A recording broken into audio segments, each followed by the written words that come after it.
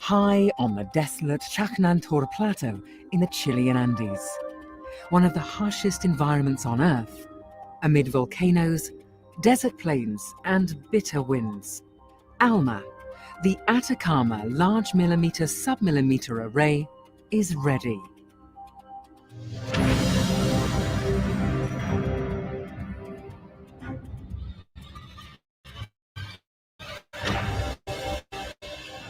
Astronomers and scientists all over the globe have been eagerly anticipating this moment for decades. ALMA is the world's largest astronomical project, but it is not a conventional telescope. Instead of collecting and analyzing visible light, it looks in a different and largely unmapped part of the spectrum.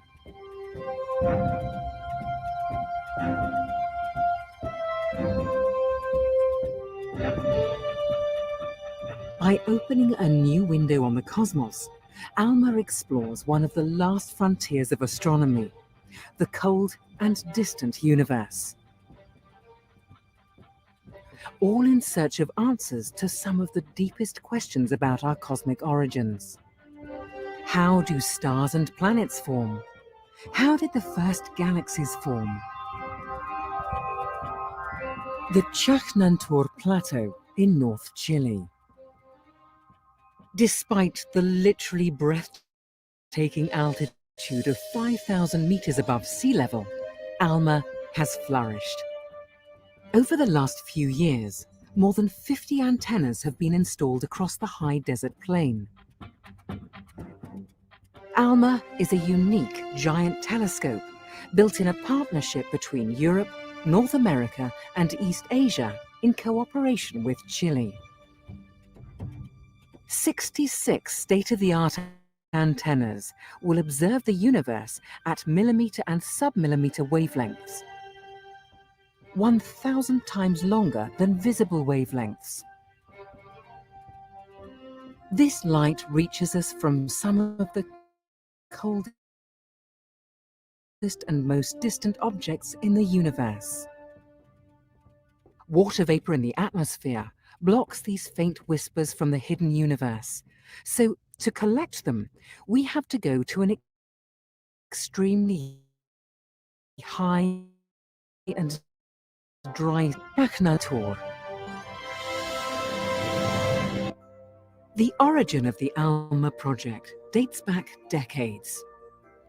Scientists from Europe, North America and East Asia developed 3 individual concepts for new large telescopes for millimeter and submillimeter observations. Eventually these concepts were merged into one. Big science takes big global collaborations. Together, countries can achieve what they cannot do alone. The whole is greater than the sum of its parts. The ALMA project was born.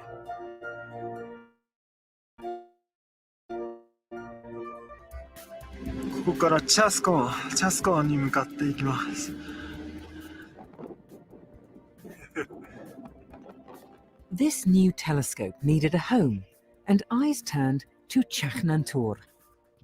Every aspect of the site, from the astronomical to the meteorological, was thoroughly tested and the atmosphere monitored daily.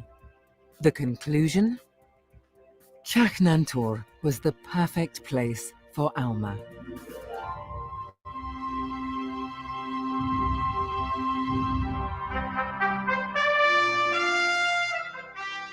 Construction began in 2003 with the groundbreaking for ALMA's array operations site.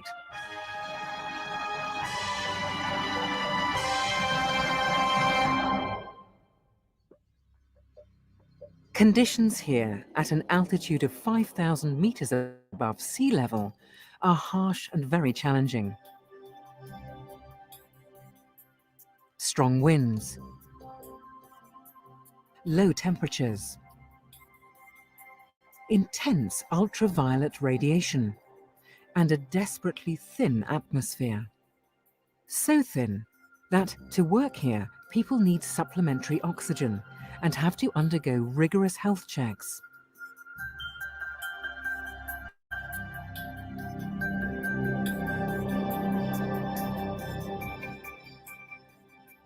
The production of ALMA's antennas has been shared between the three ALMA partners.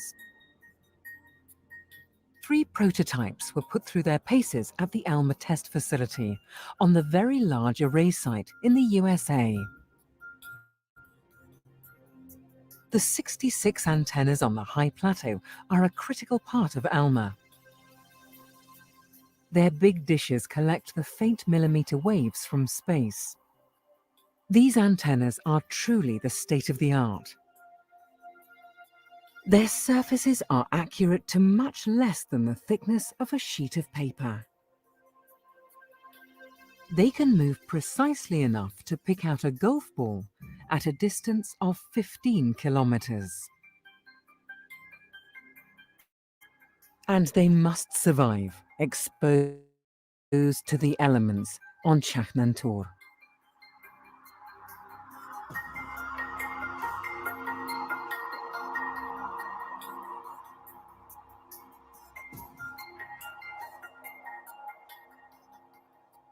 "25 antennas have been provided by the European Southern Observatory, 25 by the US National Radio Astronomy Observatory, and 16 by the National Astronomical Observatory of Japan.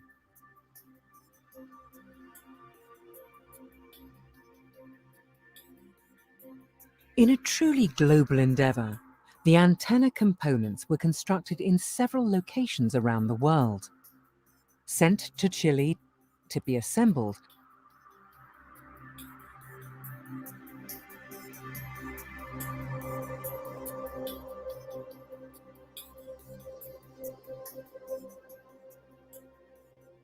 and then tested at the Operations Support Facility in readiness for their first time observing the sky.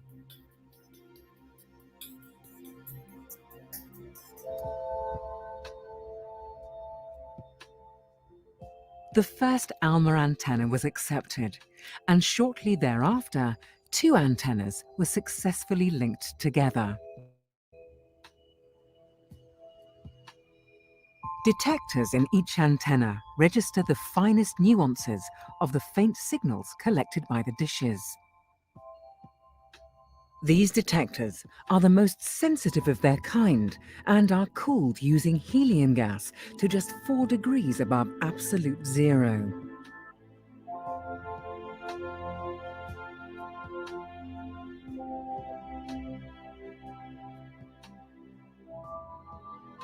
The first completed antenna makes its way up to the array operations site. 2 custom-built transporter vehicles, Otto and Lore, move the 100-ton antennas around. Otto carefully climbs the winding road, carrying the high-tech antenna up to its final home on the high plateau. This first antenna was soon joined by many more.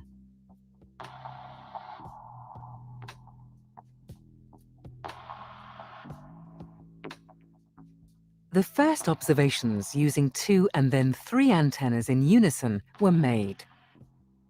Key tests for the ALMA array, and all passed with flying colours. Millimetre and sub-millimetre wavelengths give astronomers a unique window on the universe.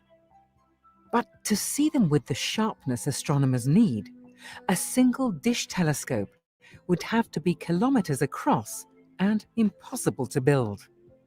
Instead, ALMA uses 66 separate antennas, which can be spread out over the plane with separations of up to 16 kilometres.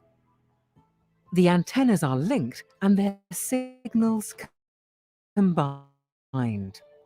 Result: one giant telescope, as wide as the whole array, observing with unprecedented sensitivity and resolution.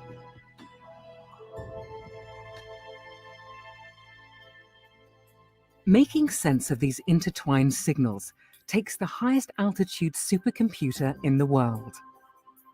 With 134 million processors performing 17 quadrillion operations per second, as many as the fastest supercomputer in the world, the ALMA correlator on Chaknantor combines and compares the signals from every antenna.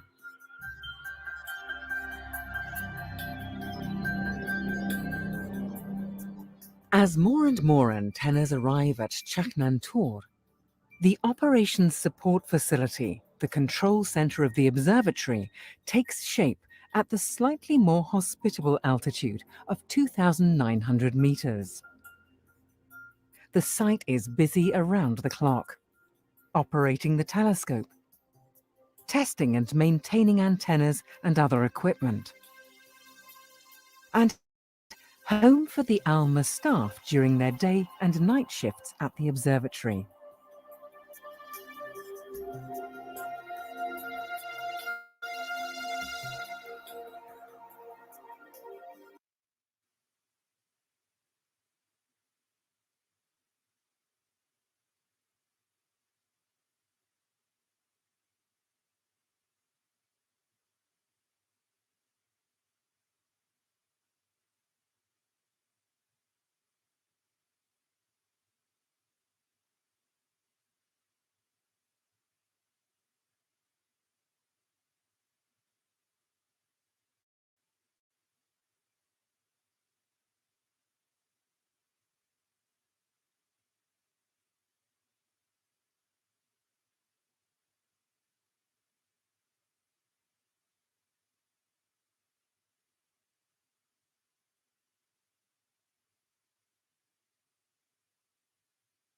Of scientists from around the world competed to be among the lucky few to use the facilities first.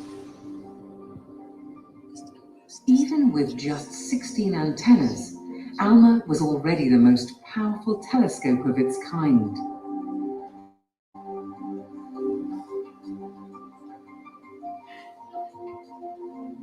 The first scientific observations fulfilled everyone's hopes.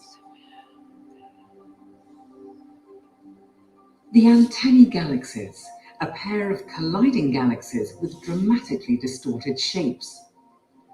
Visible light can show us the stars in the galaxies, but ALMA reveals the clouds of cold, dense gas from which new stars are born.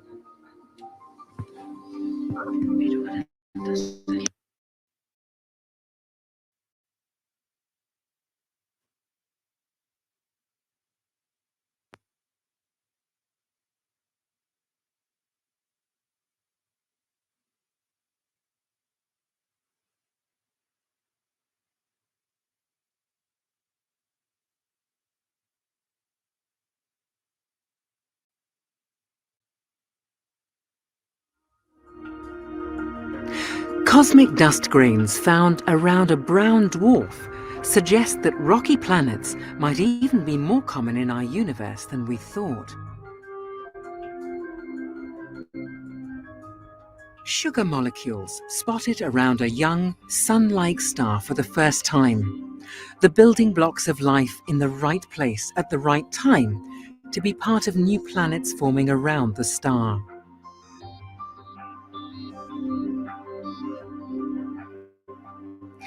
An unexpected spiral structure in the material around the old star, R Sculpturus, revealed the secrets of this dying star.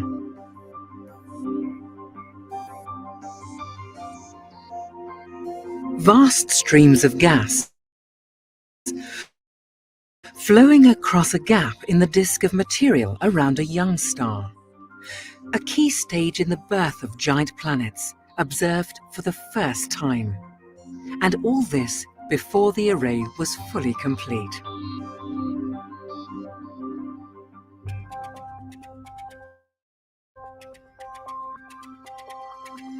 ALMA's inauguration celebrates its coming of age. The journey has been a long one. ALMA has grown from an idea to a construction project to a fully operational observatory and to a truly global scientific partnership.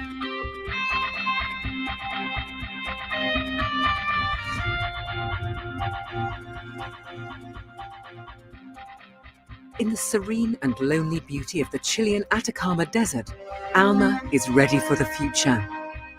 By using this marvelous telescope, the world's astronomers will peer deep into the hidden secrets of the cosmos, in search of our own cosmic origins.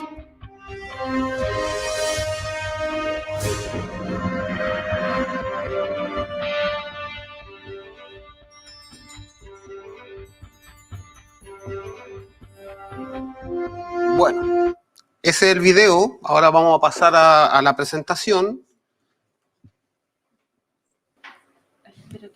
Sí, ahí está. Ya. ¿Ahí sí? Sí, ahí sí, ya. Ah, ¿con esta estamos? Ya, perfecto. Bueno, la introducción que hizo Nicolaus con respecto a lo que yo estudié y trabajé acá en el observatorio, acá si ustedes se dan cuenta hay mayor cantidad de antenas que las que vimos en el video. En el video en realidad son del 2014, se hizo el video y fueron con las antenas que se hizo la inauguración en el año 2013. Y en el 2013 eran alrededor de 16 antenas. Si ustedes se fijaron, y hay algunos regalitos que vamos a hacer después, para los que contesten algunas preguntas, así que hay que estar bien atentos, porque en este video que vimos hablaban de 16 antenas, pero el observatorio tiene en la actualidad 66.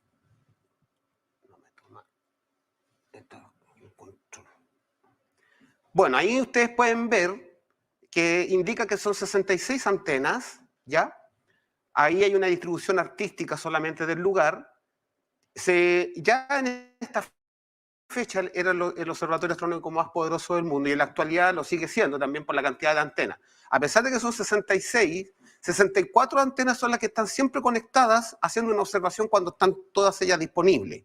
Y estas otras dos son como una especie de antenas de apoyo, en el caso de tener siempre alguna falla, porque cuando se hacen observaciones, las observaciones requieren de un mínimo, un número crítico o un bloque que también se le denomina. ¿Ya? Vamos a... No me está tomando esto.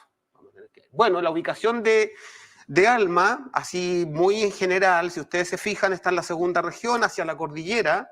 También está el otro observatorio muy conocido, que es el VLT, el Very Large Telescope, que está un poco más hacia la costa. Pero el ALMA está en esta zona aproximadamente. Ahí está San Pedro de Atacama, un poquito más al sur está Toconao, y por ahí, a 3.000 metros, está la zona de donde estaban las antenas, donde se estaban armando, para luego subirlas a 5.100 metros aproximadamente. Esa es la ubicación donde están las antenas, y donde está la mayoría de la gente trabajando es a los 3.000. Pero los ingenieros, los técnicos tienen que ir constantemente, todos los días, a hacer mantención, reparación, arreglos, ¿ya? Bueno, ahí hay una vista panorámica global del Chagnan-Tor. Estos ya estamos a los 5.100. Abajito hay un camino de unos 30, 40 kilómetros en zigzag, muy peligroso en periodo de invierno altiplánico o en periodo donde se genera viento blanco, como toda zona de alta montaña. Aparte del problema que dijimos de la atmósfera, de la falta de oxígeno, obviamente hay características de humedad. Si ustedes se fijan, ahí está el Licancabur y ya está nevado. Este tiene 5.900 metros de altitud más aproximadamente. Y si ustedes se fijan, ya a esta altura, que está como casi a nivel de Chagnan-Tor, ya está nevado. Entonces son lugares, digamos, de características muy inhóspitas. Acá tenemos un poco de la instrumentación que van adentro de la antena, porque claro, uno ve la antena en términos globales, generales. La antena tiene varias partes que son las visibles, pero al interior de las antenas son aproximadamente como la altura de un edificio de 4 pisos, aproximadamente. Y de hecho tiene 3 niveles y después tiene el plato, las más grandes. Hay 50 antenas, 25 que entregó Estados Unidos con Canadá, 25 que entregó Europa y 16 que entregó Japón y Taiwán. Eso también se nombró en algún momento. Entonces, todas las antenas tienen una característica propia, pero tienen que cumplir con los mismos requisitos técnicos que se le entregaron a cada uno de los fabricantes, ¿ya? Pero al interior de las antenas, por ejemplo, esto está en lo que se llama el front-end, que es un dispositivo que está dentro de la antena, y es el encargado de donde se colocan los receptores de banda, que son los que captan en el fondo la señal que viene del cielo. La señal llega del cielo, ahora lo vamos a ir viendo más en detalle de a poquito, y va entrando a esta antena. Acá un poco algunas fotos de la gente que trabaja en Santiago, distintos grupos de ALMA, la parte administrativa, los científicos también, de la gente que estaba montando. Yo por lo general y mi grupo, donde yo trabajaba, teníamos que ir más bien al norte. Ahora ALMA también instaló una sala de control aquí al ladito, de hecho está en ese vidrio que se ve allí, ahora esa es la sala de control que está en Santiago. También alcanzamos a trabajar un poco porque tanto como la pandemia y las situaciones sociales obviamente apuraron este procedimiento, ya que nosotros trabajábamos a 3.000 metros, las antenas estaban a 40 kilómetros, y de aquí a este lugar son alrededor de 2.000 kilómetros. Básicamente está la tecnología para hacer eso. Ya se hizo toda una instalación. Bueno, ahora vamos a entrar un poquito de historia. Acá hay un disco que en el fondo de este disco se encontró en la época del bronce y habla un poco sobre lo que es el cielo, cómo se veía el cielo en épocas antiguas.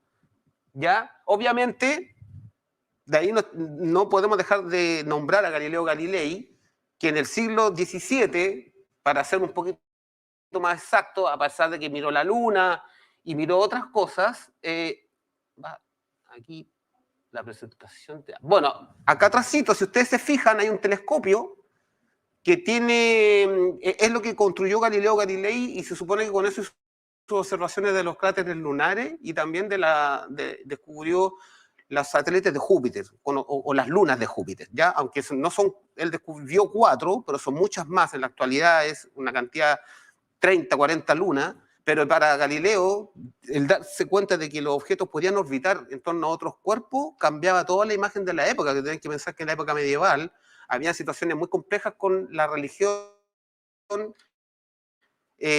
católica fundamentalmente, ¿ya? Entonces, una de las cosas importantes que se tiene que ver con ALMA y los otros observatorios, desde que la época de Galileo Galilei hasta el día de hoy, la mayoría de los observatorios que están construidos en el mundo son más bien ópticos, o sea, captan lo que nosotros conocemos como los colores, la luz visible, lo que le llamamos luz visible. En cambio, ALMA, aquí si ustedes se fijan, hay un patrón de colores, que todos los han visto en alguna oportunidad cuando uno mira, ¿qué cosa? ¿Se acuerdan? El arco iris. Sí, de hecho, aquí está el arco iris. Este arco iris, los colores no están ubicados al azar, tienen un orden que tiene que ver con, en este caso, con las longitudes de onda o con la frecuencia. Fíjense que acá está el violeta y de ahí pasamos al ultravioleta y acá tenemos el rojo y pasamos al infrarrojo. Bueno, ALMA está en este sector donde está entre las microondas y las ondas de radio. Digamos,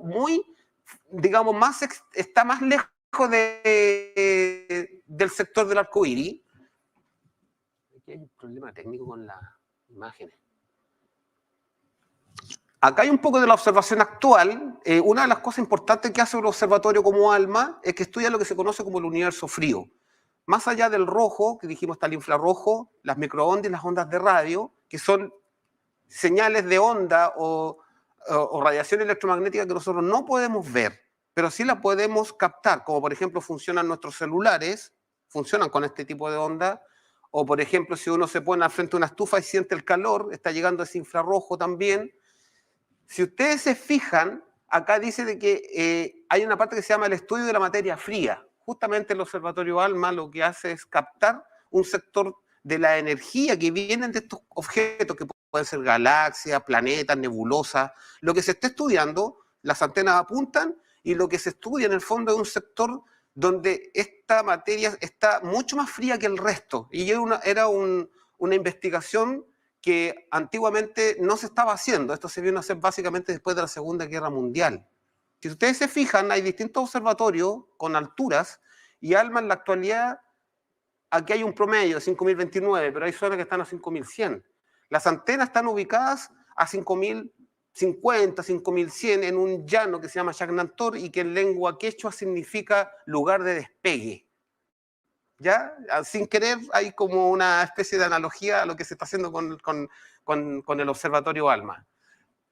Aquí ya la vimos, esta una imagen panorámica, este un poco más del sector. Este es el sector más central, para acá hay una curva, sigue allá que se llama Pampa La Bola, y más abajo está la carretera que va a Argentina, a Salta específicamente. Toda esta zona es donde están distribuidas las antenas en una espiral desordenada. Ahí hay otra visión también, donde están distribuidas algunas de las antenas, lo que le vimos delante. Ahí está el receptor que yo le estaba nombrando, que no me lo mostró anteriormente. Este es un receptor que tiene, digamos, la idea de este receptor básicamente es captar la señal de la frecuencia que uno quiere, la cual quiere trabajar. Y en este caso estamos trabajando en las ondas de radio, en el sector de las microondas. Pero aún así, todas estas señales que se captan del espacio, nosotros no tenemos tecnología humana que permita capturar esas señales y llevarlas a formato digital. Para eso hay que hacer toda una técnica que hay que esperar, digamos, tecnología más de punta, y eso se tuvo que hacer después del año 2000, cuando ya había tecnología para poder hacer esto.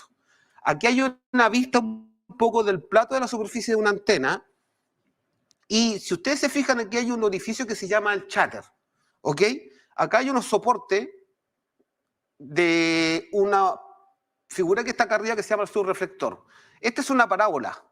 Las antenas funcionan por geometría con una figura parabólica, donde la señal que viene del espacio rebota en esta parábola, y la idea es concentrarla. Entonces, más arribita, se concentra en un punto. Déjenme ver. No. Más arribita se concentra en un punto que es el subreflector, y este subreflector lo que hace es hacer el efecto contrario. La parábola es cóncava y el subreflector es convexo. Entonces, cuando los rayos que rebotan en el plato dan en el subreflector los concentra y los tira por ese hoyito que les mostré delante. Y al entrar, abajo hay una especie de cilindro que se está moviendo. Y de acuerdo a qué se mueve, a un brazo robótico que lo que hace es deseleccionar la frecuencia a la cual uno quiere estudiar el objeto de acuerdo al proyecto que originalmente se entregó. Supongamos, si el objeto que queríamos estudiar, queríamos trabajarlo en la banda 3, ya uno sabe que la banda 3 trabaja más o menos en 100 GHz. Entonces, los gigas es una unidad de medida que se ocupa en frecuencia. Eso también tiene un equivalente en longitud de onda, que es el tamaño de esta onda, pero que ya sabemos que estamos en el sector de las microondas y las ondas de radio. Y siempre importante recordar que todo esto se le denomina el universo frío, ¿no es cierto? Es lo que hemos estado, son las cosas más importantes que se tienen que recordar. Eso es lo que me hacía falta delante, que es el telescopio. Esto está en un museo en Italia, donde muestra la configuración del telescopio que armó Galileo Galilei. Un telescopio bastante sencillo, pero si bien es cierto, a pesar de su sencillez, es un telescopio refractor porque funciona igual como que tuviera dentro, igual que tuviera varias lupas, para que se entienda un poco la idea. ¿Ya? Es una combinación de lupas que lo que hacen es agrandar los objetos entre 6 a 9 veces, pero con eso fue suficiente para Galileo para plantearse y contestarse nuevas preguntas. Miren la cantidad, digamos, del tamaño para que entrara la luz. Entonces no era fácil apuntar un objeto, y muchas veces ocurrió que varios religiosos le decían a Galileo que no veían nada. Claro, había que tener un poco de paciencia y un poco de precisión también, porque si ustedes se fijan, el telescopio no tiene un soporte muy preciso, entonces Galileo tuvo que ingeniársela, muchas veces lo apoyaba en lugares. A ver, denme un segundito, chicos. Disculpen que como estamos transmitiendo para personas que están conectadas desde fuera, la presentación también la quieren ver tan claramente como la están viendo ustedes. Esta energía, después del violeta tenemos los rayos X, los rayos gamma y los rayos cósmicos, ¿ya? Bueno, acá un poco es mostrar que es ese sector, por eso sale un ojo ahí, un ojo humano, y hacia el lado derecho tenemos el infrarrojo y las ondas de radio, que son lo mismo que está captando ALMA, y hacia el otro lado tenemos, tal como nombré, el ultravioleta y los rayos X, que se ocupan en la radiografía, y este estos rayos, este es el típico símbolo de mayor alta energía, que es más peligroso, ¿no es cierto? También hay instrumentación para los otros equipos en todo caso. Ahora, este universo frío, también una de las razones, este es un mapa del universo, del cielo completo, por un instrumento que hizo una recopilación de este fondo, se llama radiación de fondo cósmico, y son de hecho una de las evidencias del Big Bang, que ayudaron a entender el concepto del Big Bang. Acá tenemos también un poco sobre un modelo de lo que es aproximadamente los 13.700 millones de años de historia del Big Bang. Nosotros estaríamos en este presente actual. Y todos estos estudios que vuelvo a repetir, se han ido haciendo en el tiempo, generalmente están dentro del área de la óptica, del área visible, de lo que ven los humanos y lo que se puede traducir en lo que es la luz de los colores, ¿ya? Acá vamos a ver algunas cosas que vimos en el video. Esta es una galaxia que se llama Centauros A, y acá abajito está visto con telescopio la silla en longitudes de onda de luz visible. Así es como se vería con un telescopio óptico relativamente normal. Y uno va, le toma una foto, dependiendo de la exposición que tenga el objeto, y después puede tener esta hermosa imagen de Centauros A. Pero en la medida que uno va cambiando con distintas tecnologías, porque todos los otros instrumentos van a detectar otras señales, uno lo que va haciendo es que los va viendo en otras longitudes de onda. En este caso se está viendo como lo capturaríamos con rayos X, con un instrumento que capta ese tipo de emisiones. Entonces, en el fondo, los objetos del espacio no solamente emiten colores, también emiten otras radiaciones o otras ondas que son captadas por otra instrumentación.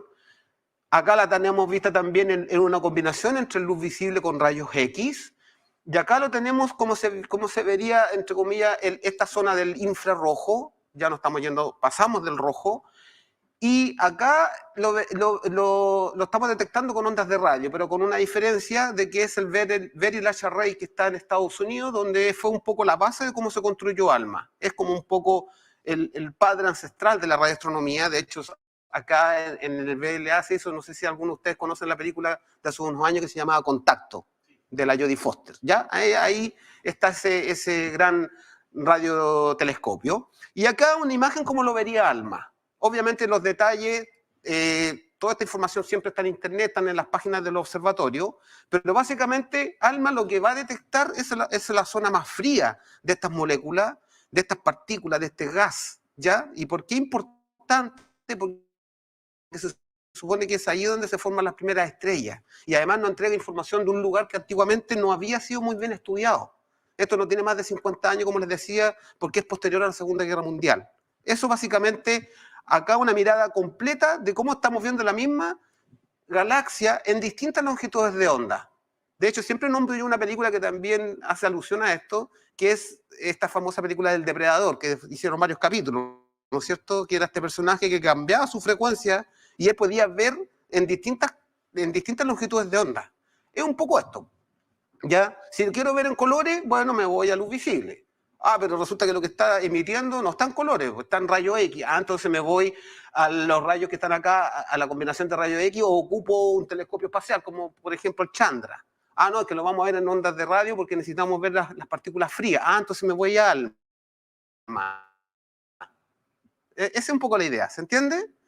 Esa es básicamente la estructura. Ahora, una de las cosas importantes que se descubrió con ALMA, que también salió en el video, es esta molécula, que la importancia que tiene esta molécula ubicada alrededor de una estrella es que tiene azúcar, ¿ya? Y así, se lo estoy nombrando un nombre muy genérico, porque obviamente el nombre químico es mucho más específico, pero el hecho de tener azúcar es un muy buen indicador de que hay posibilidades de vida en otros lugares. Obviamente que la vida tiene procesos distintos, no necesariamente igual que acá, pero algún tipo de vida.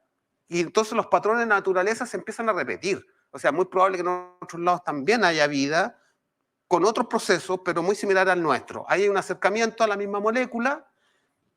Acá lo que estamos haciendo es una combinación de lo que veía el telescopio espacial Hubble alrededor de una estrella, y aquí cómo se estaban formando la acumulación de material alrededor de esta estrella. Y eso sirvió para hacer una comparación de lo importante que era este observatorio y el nivel de detalle al que se podía llegar.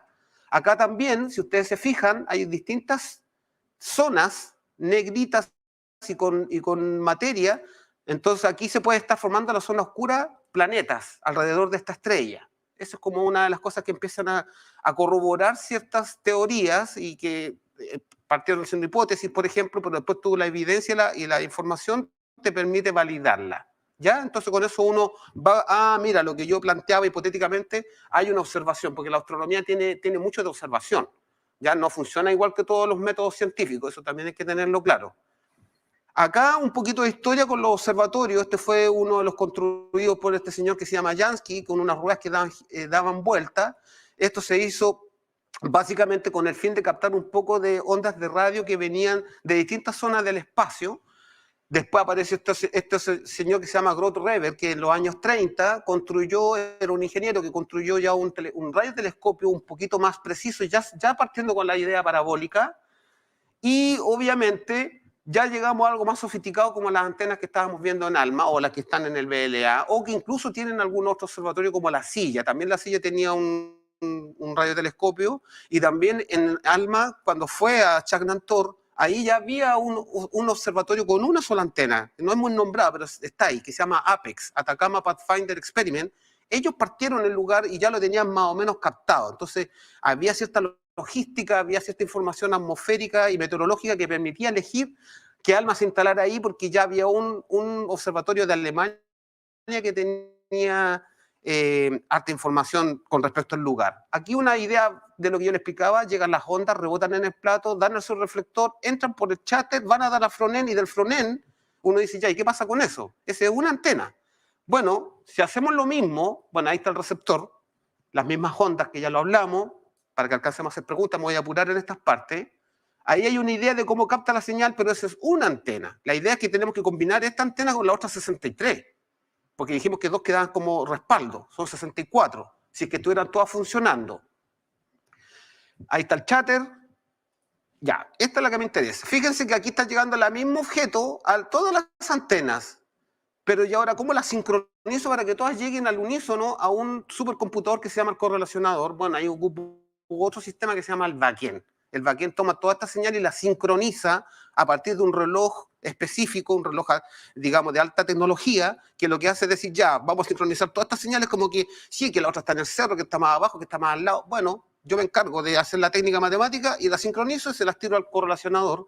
Y el correlacionador, que es después de esa parte, ahí está el backend, va a dar a este supercerebro, que es alrededor, no sé, pues como que tuviéramos millones de laptops o millones de personal computer, y se encarga de mezclar toda esta señal y transformarla en una base de datos que es la que va a llegar a la sala de control. Uno también tiene que estar atento a que este correlacionador, hay distintas zonas de las antenas. Este es a los 3000 metros, ahí están los transportadores, ya ellos ya llevaron todas las antenas para arriba, ahora están todas las antenas 5000 y bajan solamente a mantención en algunas ocasiones. Ahí esto es también distribuciones de arriba a los 5000, y aquí está el correlacionador. ¿Se fijan? Una vez que todas las antenas recepcionan haciendo esto mismo para cada una, todas se mezclan. El frontend es el encargado de acá por un sistema de criogenia que trabaja más o menos a 4 Kelvin. Ya, o sea, estamos hablando de temperatura a 270 grados bajo cero. Adentro de ese sistema, ahí adentro de la antena, y luego pasa por este backend que lo que hace es transformar la señal análoga en digital, sincronizarla y mandársela a este supercomputador para que llegue, en este caso, a la sala de control, pasa por los filtros atmosféricos, climatológicos, meteorológicos, y de ahí se van a dar ahí está el correlacionador. ¿Ya? Bueno, la sala de control que está en el norte, hay algunos trabajos que se estaban haciendo, algunas partes de las señales que se captaron del cielo, algunas cosas que se trabajan más bien de carácter interpretativo.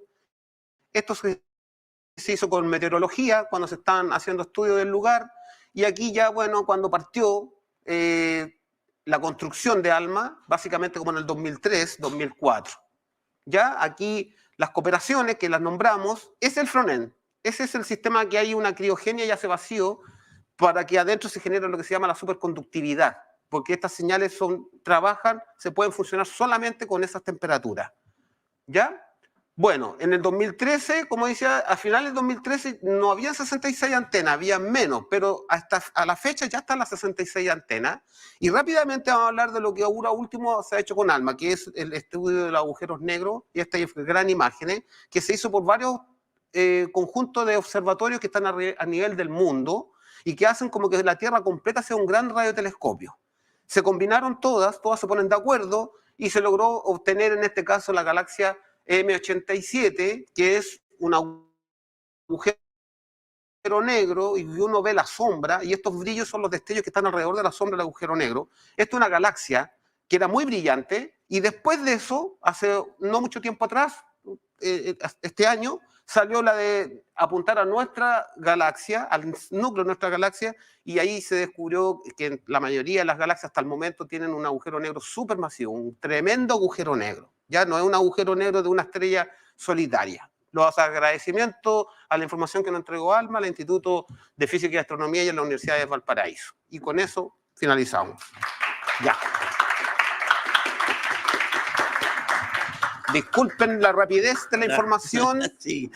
pero tuvimos algunos percances técnicos y la idea que Ok. tratamos que esto también sea en streaming. Así Muchas que, gracias, Carmel. Era muy interesante sé que da para harto más, pero panorama realmente de todo que se puede ver con el observatorio ALMA.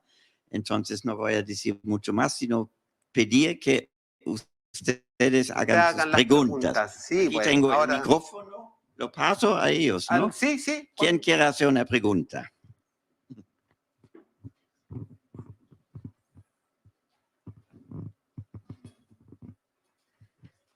Hola, buenas tardes. Lo que me gustaría preguntarte es con respecto a...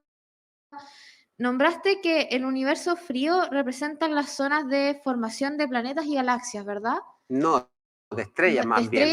De estrellas, Claro. de estrellas y... ¿Qué más? ¿O solo de No, lo que estrellas? pasa es que Esa era la pregunta, por generalmente si acaso. es donde se forma, donde están las nebulosas frías, Ajá, y en ese sector uno parte que la secuencia de formación de estrellas y después la estrella formación de planetas.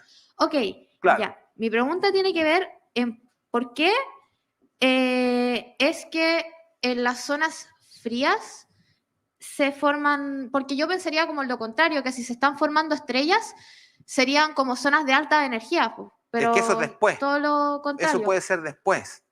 Claro, originalmente una de las cosas que llamó la atención fue justamente que eso corroboró la idea de que en el universo frío eran de zonas donde se formaban estrellas como protoestrellas. Ese es como uno de los lugares. Ahora, eso no significa de que sea algo así tajante. Igual pueden haber formaciones de estrellas en lugares con temperaturas del gas y la materia más tibia, entre comillas. De hecho, justamente muchas veces, si ustedes lean ahí, en algunas partes decía tibio frío. Es como un margen, no es algo tan exacto. Pero básicamente yo creo que para tener más información hay que irse justamente al estudio más preciso de esa materia. Mira, tal vez yo puedo responder un poco. Nicolau tiene con que haber hecho otras trabajos de palabras. eso. Sí, mire, ¿qué es frío? Frío significa las moléculas o átomos se mueven lento. Calor significa ser muy rápido. ¿ya? Claro. Ahora, si quieres formar una estrella, necesitas que una nube se desestabilice. Se contrae para formar la estrella. Entonces, necesito, si todo el mundo muy rápido, se va a expandir y no se va a formar la estrella. Pero si está el equilibrio. sí, hay baja temperatura, todo se mueve muy lento. La gravedad lo ayuda mucho para colapsar la nube y formar la estrella. Por eso tiene que ser frío realmente. Si es caliente, nunca se forma nada. Lo más se desaparece. ¿ya? Eso es Después, algo muy simple claro, que se puede explicarlo. Y después la estrella sí empezó a aumentar su temperatura. Ya, claro, después dentro de la estrella cuando sube mucho la temperatura claro, hasta hacer fusión nuclear. Ahí viene la reacción termonuclear, pero posterior. Ok, ¿hay otras preguntas? Ya.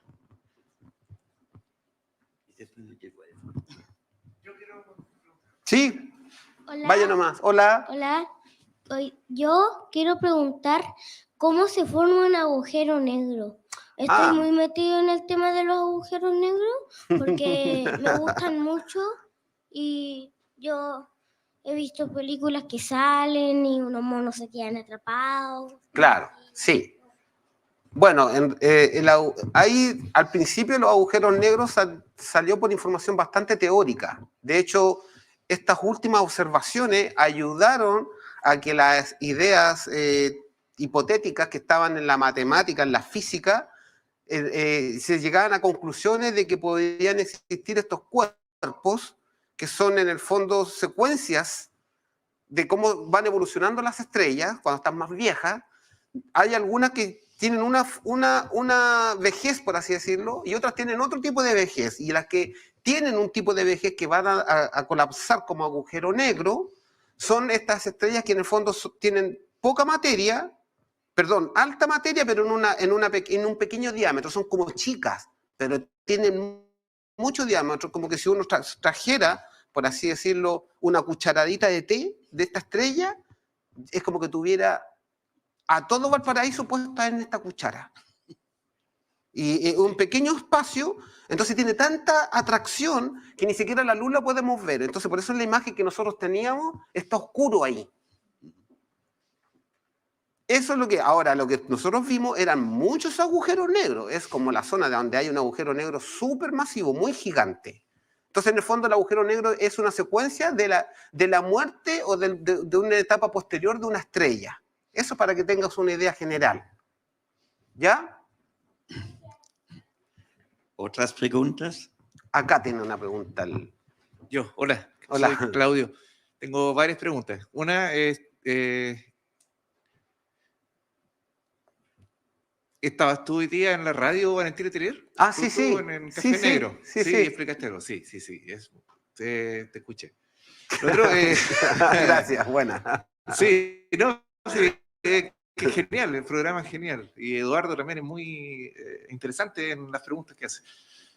¿Tiene que ver esto de las zonas frías con la teoría nebular? Por ejemplo, cuando se forma un sistema solar que está el plato girando y está frío, ¿eso es lo que está buscando ALMA? ¿Como en esas partes frías? Claro, en realidad es muy parecido a lo que estaba explicando Nicolaus, que tiene que ver con este equilibrio que se tiene que formar para que las partículas estén más tranquilas, por así decirlo, que no estén con tanta oscilación térmica, porque si no, entonces no se logra este colapso gravitacional para que se forme la estrella. Pero no es que ALMA esté buscando exactamente eso, sino que lo que nos dimos cuenta, como lo repetí en varias oportunidades, es que la mayoría de los observatorios en su historia, desde que hemos tenido tecnología para ir creando estos telescopios, empezamos a detectar básicamente lo que era la luz visible. Después de a poco aparecieron detectores, cámaras CCD y una serie de cosas que funcionan incluso mejor que los humanos. Ya no existe esto de mirar por el telescopio básicamente cuando uno tiene uno en su casa, pero cuando uno va a los observatorios se ocupan cámaras CCD, que son los que captan la señal, van siguiendo el objeto y acumula toda esta señal y por eso salen una gran cantidad de colores, ¿ya? Pero ALMA se dieron cuenta de que así como habían en otros sectores de esta energía que llega del espacio, había un sector que no estaba muy estudiado y que en cierto, desde el punto de vista de la energía, de la longitud de onda, es un sector que se le denomina frío, entre comillas, porque no tiene mucha energía en comparación a lo que es el violeta y a las otras energías, que son de mayor altas temperaturas, también asociadas. Entonces, en ese sentido, ALMA está estudiando lo que aparezca en ese sector. O sea, no es que esté solamente con nebulosa, con estrellas. En realidad, cualquier cosa se puede estudiar hasta el sol incluso, a pesar de que uno podría decir, ya, pero no está tan frío. Por supuesto, pero ALMA tiene la capacidad de que pueda apuntar sin quemarse. Entonces, esa es como la idea de ALMA, investigar un sector que no tiene más allá de 50 años en términos de investigación, y toda la gente que haya formulado teoría, hipótesis o ciertos modelos físicos matemáticos, uno trata en el fondo de decir, a ver, estaré tan bien con lo que yo estoy postulando en mi hipótesis, entonces yo tomo los datos y comparo. Y si esa observación está muy relacionada a lo que... Entonces se hacen lo que se llaman los papers y estas publicaciones. Pero básicamente es como hartas cosas, o sea, puede Sí. ser formación de estrellas, muerte de estrellas también, pueden ser, de hecho nosotros hemos apuntado hasta cometas. Ah. De repente hemos visto ahí porque los nombres son como bien ocultos, porque la idea de que tú no sepas qué cosa estás observando, básicamente información general, porque es por un tema de derechos de autor. Pero de repente sale ahí, por cometa tanto, y dice, estamos observando el cometa X que pasaba. Y bueno, también un cometa lo está estudiando en una longitud de onda que está enfrascada en este sector de las microondas y las ondas de radio. Y lo último, sí quería decir si es que la zona fría tenía relación con distancia. Si es que buscan lugares fríos, eran más lejanos. No necesariamente, pero sí tiene que ver con la distancia. Mientras más, cuando tú, como hay una relación entre la distancia y lo que uno observa, para que se hagan una idea. Cuando uno sale a la calle, uno está mirando el sol, supongamos, y uno se pone al sol. En realidad tú estás recibiendo la luz del sol cuando ya venía viajando hace 8 minutos. Y si tú sigues expandiéndote y uno dice, ya, ahora voy a mirar con un telescopio en la noche Alfa del Centauro, un sistema triple que uno con el telescopio V2, lo estáis viendo hace 4,2 años atrás. O sea, si saliste en la noche a mirarlo en el 2022, en realidad supongamos que explotara. Y dije, mira, justo explotó. O sea, no explotó ahora, explotó en el 2018. A ti te llegó el 2022. Entonces, en el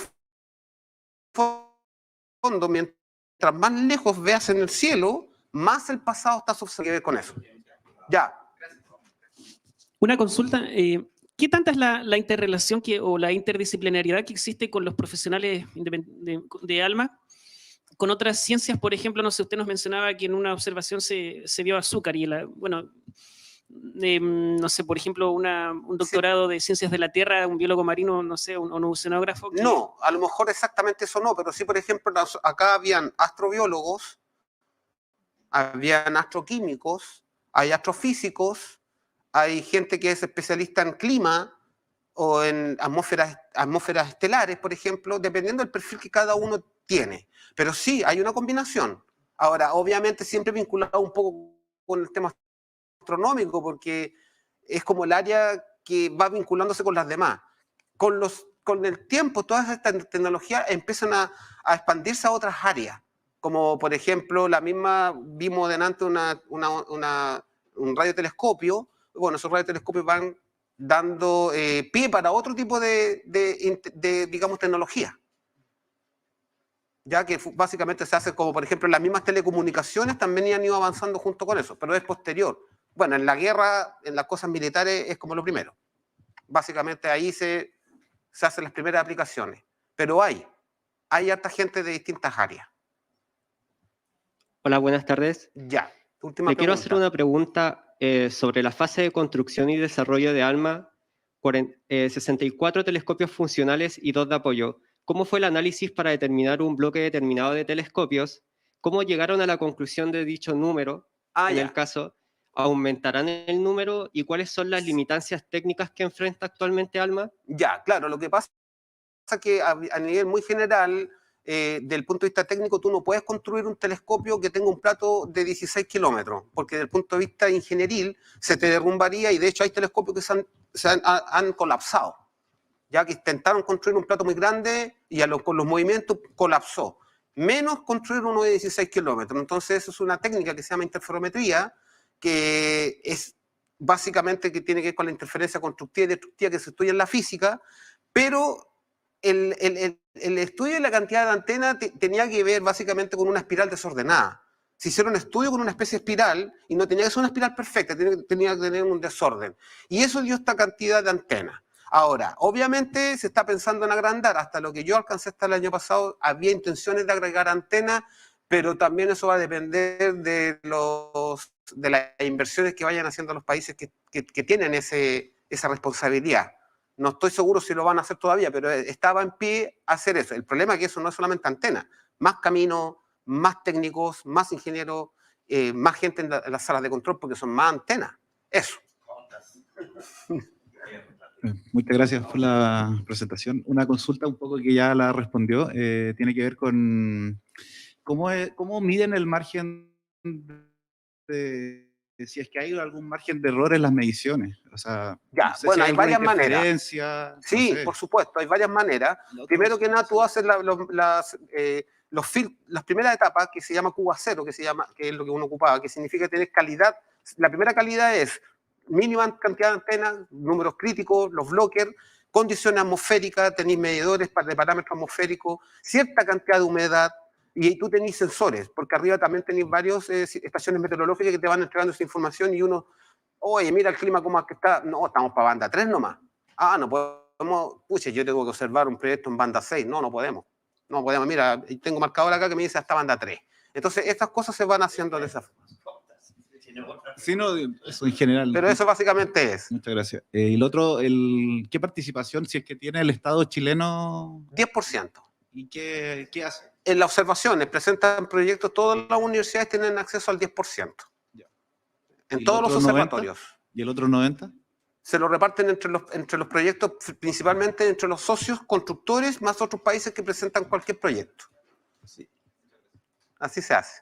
Ok. Bueno. Creo que tenemos que terminar pronto. Terminar, sí, sí. Muchas gracias.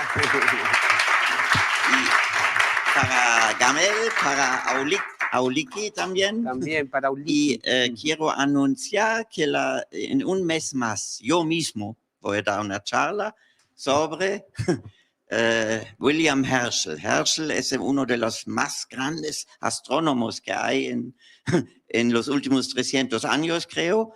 Él no solo detectó Urano, sino también hizo catálogos justo de los objetos que mostró Gamel hoy, de muchos de estos, Sí. etcétera. Entonces vamos a hacer una charla sobre este personaje porque el 25 de agosto se cumplen 200 años de su fallecimiento. ¿Ya? Eso es un aniversario de William Herschel. Tenemos próximo mes. Ahora, además, en octubre, el Herschel no fue solo astrónomo, sino cuando era joven, era músico profesional. Tocó varios instrumentos y escribió más que 25 sinfonías, varios conciertos, etc.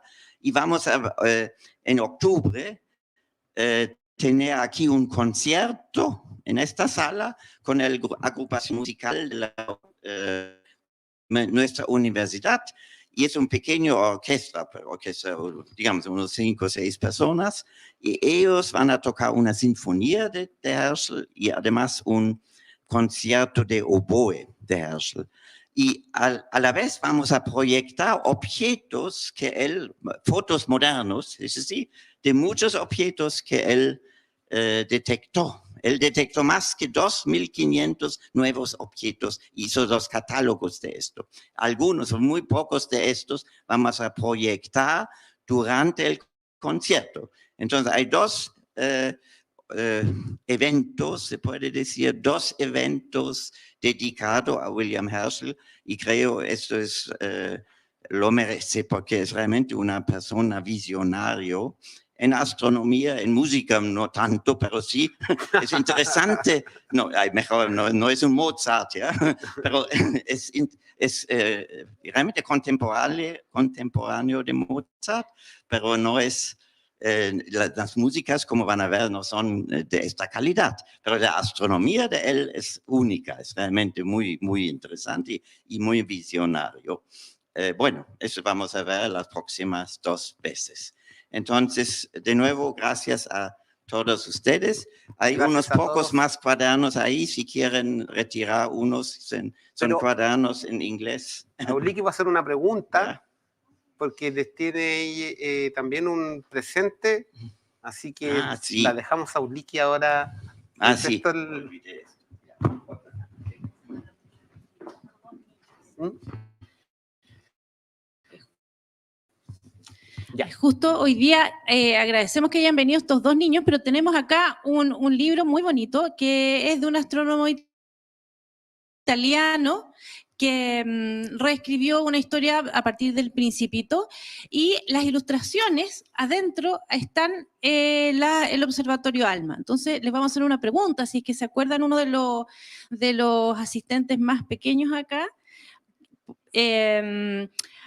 ¿A cuántos metros de altura se encuentra Las antenas. las antenas?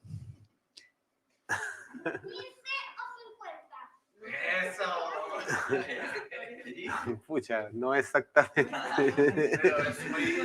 Es su medida, claro. Sí. ¿Cuál es tu nombre?